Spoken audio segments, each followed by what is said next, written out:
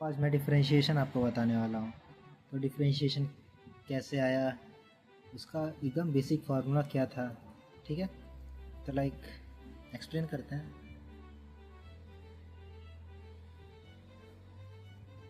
ये ग्राफ है, ये वाई है और ये एक्सेस है। ये पॉइंट मान लेते हैं x1 है, ये पॉइंट है x2। ये डिस्टेंस क्या होगा, f ऑफ x1। ये क्या होगा, f ऑफ x2। तो अगर हमें ये दूरी चाहिए सिर्फ, तो क्या हो जाएगा, f of x2 minus f of x1। और ये कैसे आएगा इतना दूरी, x2 minus x1। Let suppose इसको मान लेते क्या, h दूरी है इसके बीच में, ठीक है। तो अब हम देखेंगे डिफरेंशिएशन कैसे है। tan थीटा पहले निकालेंगे, f of x2 minus f of x1 upon x2 minus x1, ठीक है। तो बेसिकली इस फंक्शन को हम चेंज कर सकते हैं। यही एक तरह का डिफरेंशिएशन बनेगा अपना। x2 को चेंज कर देते हैं x1 में, या x1 को चेंज करते हैं x2 में।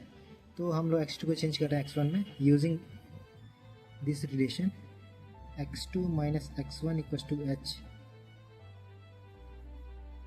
Therefore x2 equals to h plus x1। अब ये वैल्यू हम हर जगह पुट कर देंगे x2 की। तो क्या होगा, f of h plus x1 और minus f of x1 upon h। सारा चीज़ सही चल रहा था।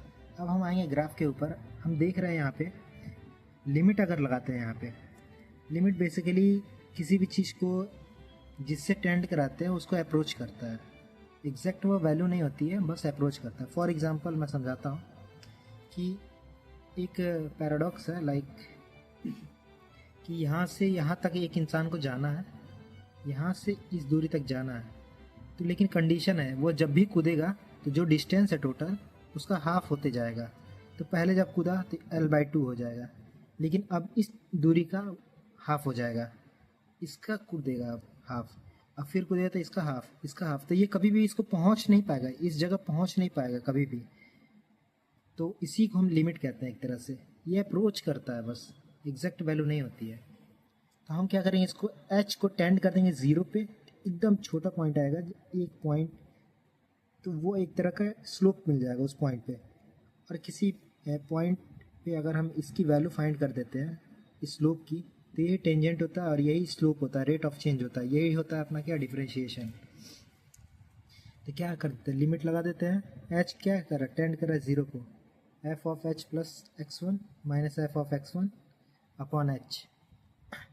अब इसी के हेल्प से हम एक क्वेश्चन सॉल्व कर सकते हैं। For example y equal to x square plus x, ये एक इक्वेशन है मान लेते हैं। इसको सॉल्व करते हैं। तो f ऑफ x दिया हुआ है एक्स स्क्वायर प्लस एक्स, ये इक्वेशन फर्स्ट है। अब हमें मिल गया क्या, f ऑफ ये वाले की वैल्यू मिल गई। अब h प्लस एक्स की वैल्यू निकाल देते हैं। तो h प्लस एक्स की वैल्यू निकालते हैं।